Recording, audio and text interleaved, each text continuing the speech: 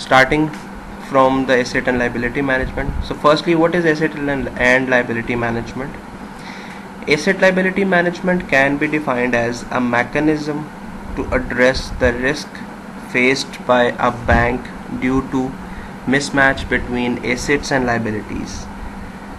So again, it's the simplest thing कि जहाँ पे एसेट और लाइबिलिटी का मिसमैच आ जाता है. अगर एसेट ज़्यादा है, लाइबिलिटीज़ कम है, no need to worry about. उसको फर्दर कैटेगराइज कर लें. करंट एसेट्स करंट लाइबिलिटीज से ज़्यादा हैं, टोटल एसेट टोटल लाइबिलिटीज से ज़्यादा हैं, again no problem. But when we talk about that there is a mismatch and this mismatch is on the flip side of the coin के liabilities ज़्यादा हो गई हैं और assets कम हैं. जब हमने liquidity crunch या liquidity problem या liquidity management की बात की थी तो उसमें बात की थी जो current liabilities हैं they should always be lesser than the current assets, और हमारे current assets इतने होने चाहिए कि हम अपनी जो टाइमली रिस्पॉन्सिबिलिटीज़ हैं, फाइनेंशियल ऑब्लिगेशंस हैं या लाइबिलिटीज़ हैं उनको टाइमली मीट कर सकें. So that was the liquidity.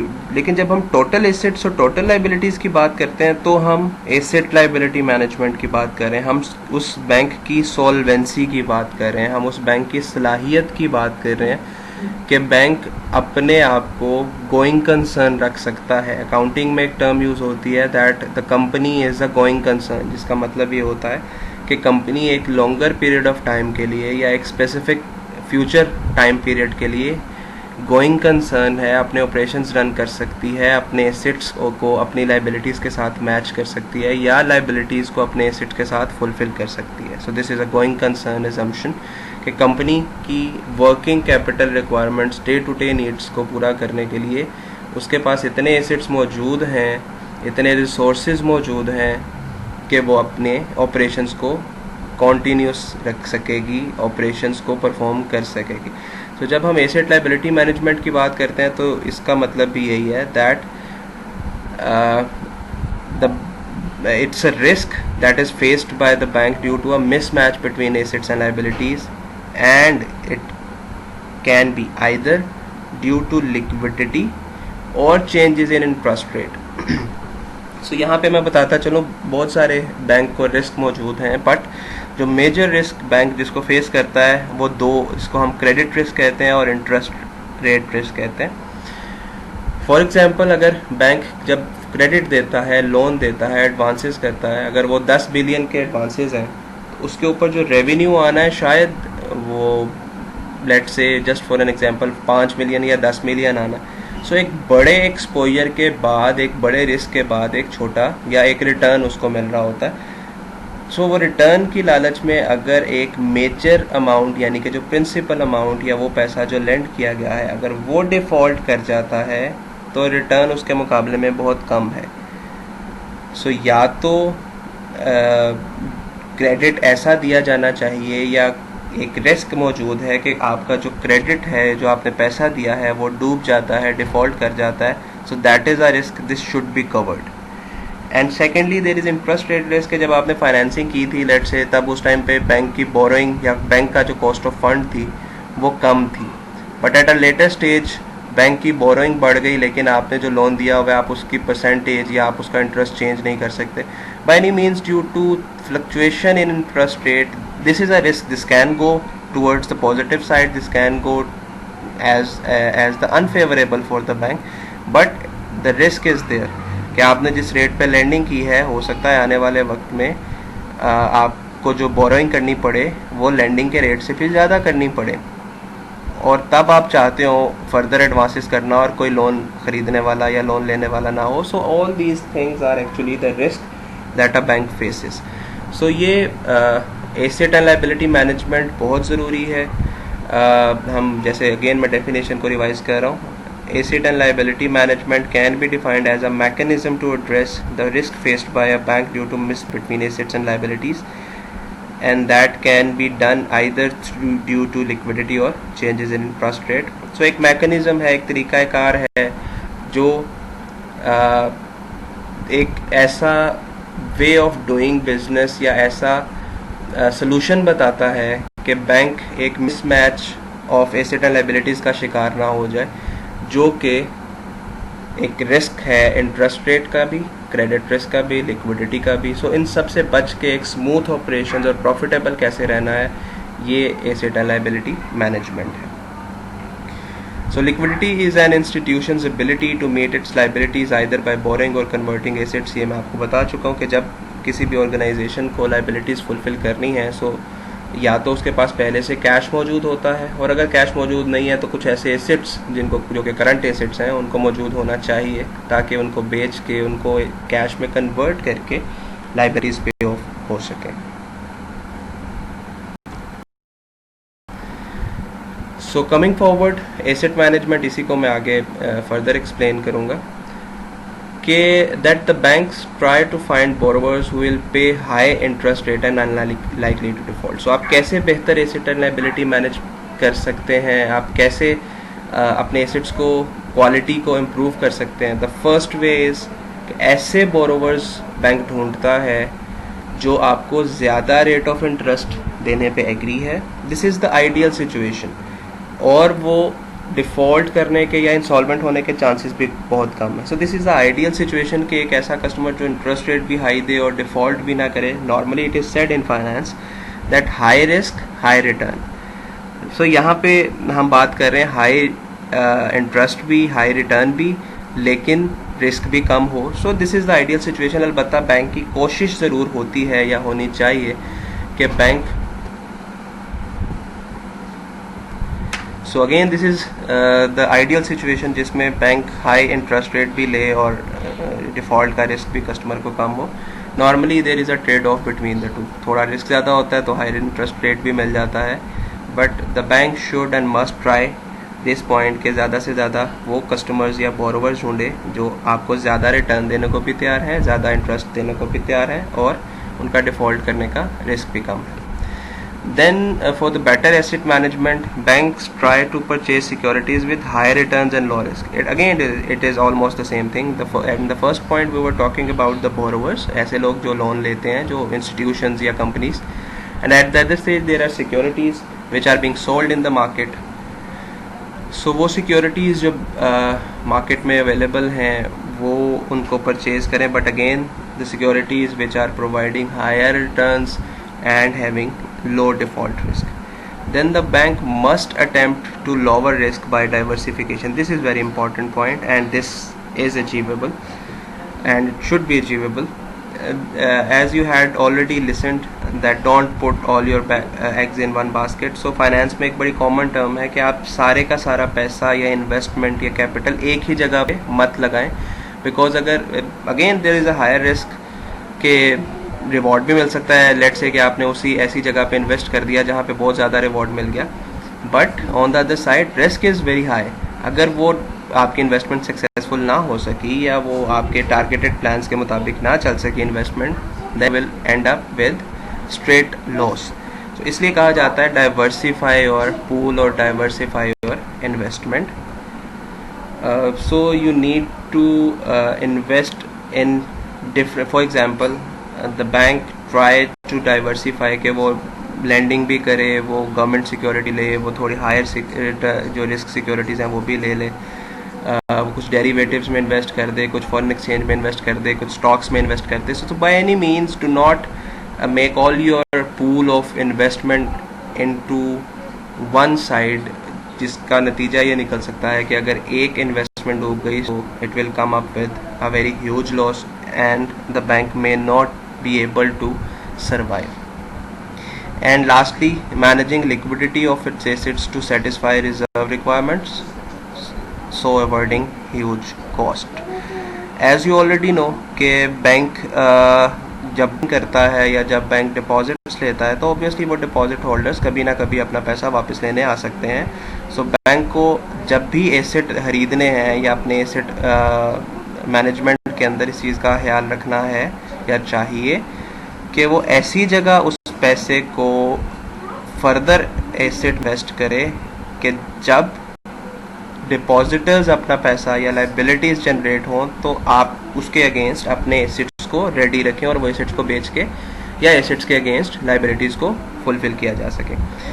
और रिजर्व रिक्वायरमेंट्स भी जैसे हमने प्रीवियस लेक्चर में बात की थी, statutory liquidity requirement, cash reserve ratio की, so that means bank also need to maintain these reserves.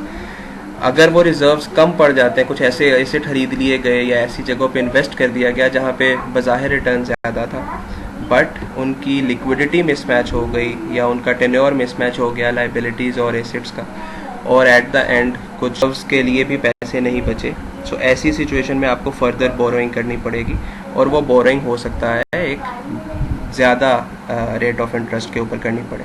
सो इसलिए बैंक को अपने एसेट्स को ऐसे मैनेज करना है कि उससे लिक्विडिटी भी मेंटेन रहे और उससे रिजर्व रिक्वायरमेंट भी मेंटेन रहे, ताकि कोई इमरजेंसी सिचुएशन ना हो सके।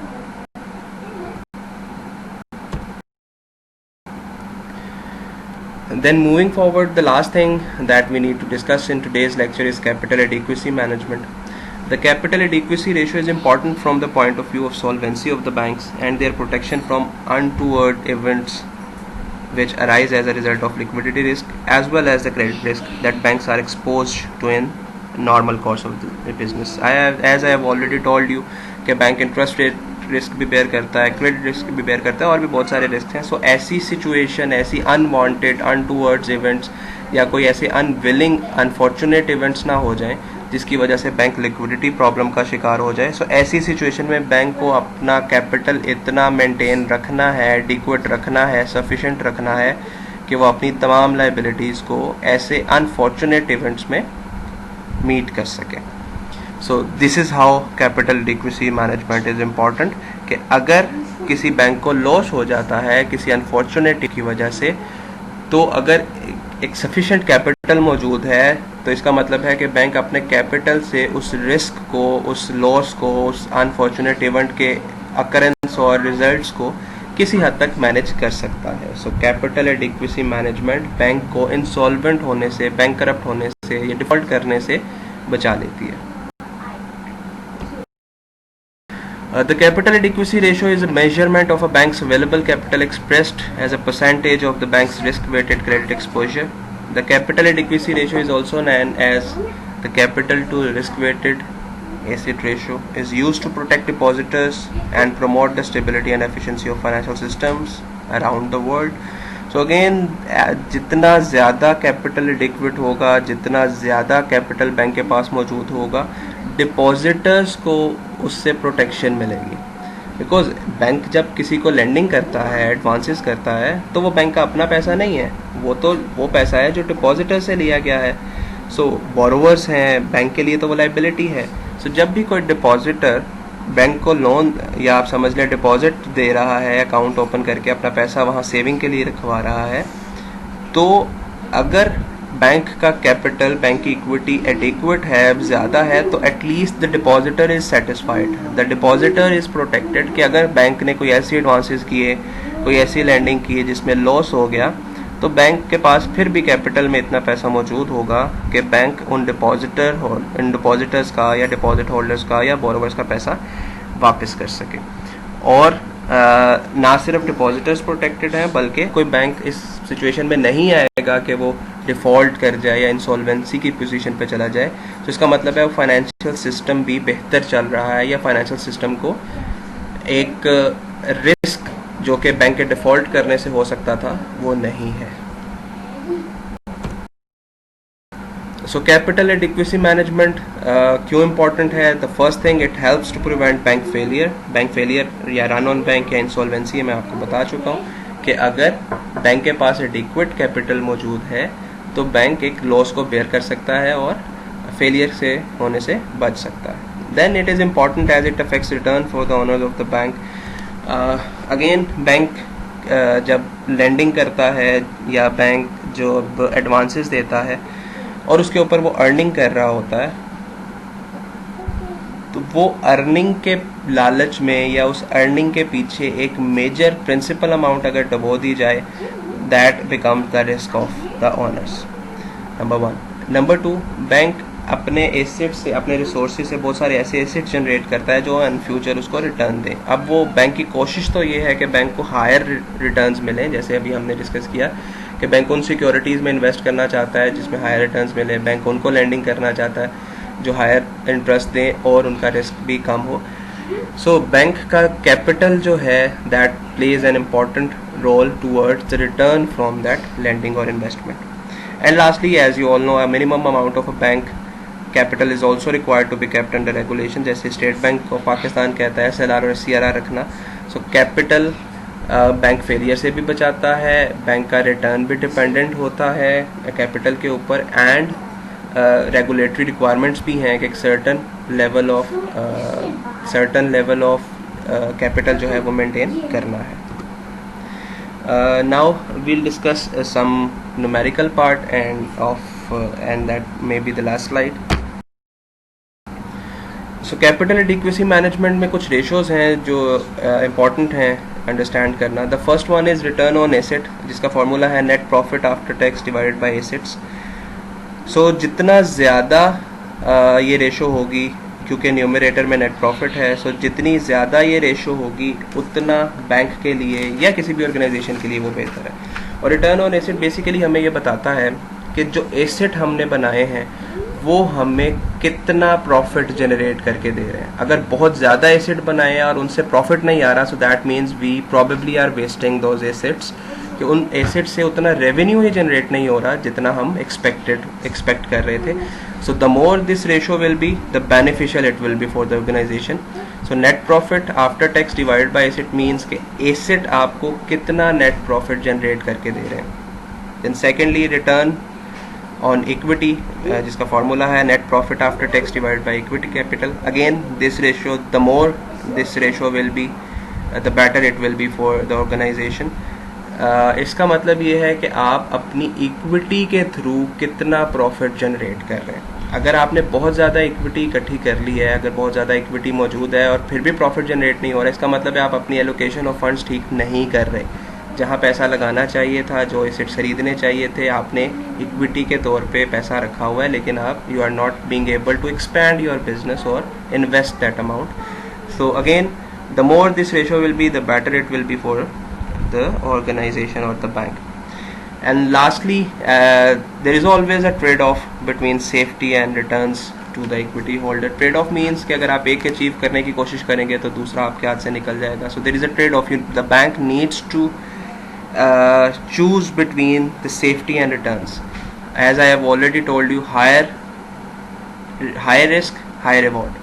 सो अब बैंक जो है उसको एक सर्टन लेवल पे वो रिस्क लेना पड़ता है और लेना चाहिए ताकि एक हायर रिटर्न भी मिल सके, but not on the cost of principal amount. मतलब अगर हाई रिस्क के बाद हाई रिटर्न मिल रहा है और इतना ज़्यादा रिस्क है कि आपकी प्रिंसिपल अमाउंट भी डूब सकती है, so that should not be done. So there is always a trade off, there is always a choice between the two, the safety and returns to the equity holder. So थोड़ा risk भी होना चाहिए so that return generate हो सके, and similarly अगर risk नहीं है तो फिर रिटर्न नहीं मिलेगा इक्विटी होल्डर्स को. So a bank must keep this thing intact और मस्ट लुक इनटू इट कि कितना रिस्क लिया जा सकता है रिटर्न के लिए.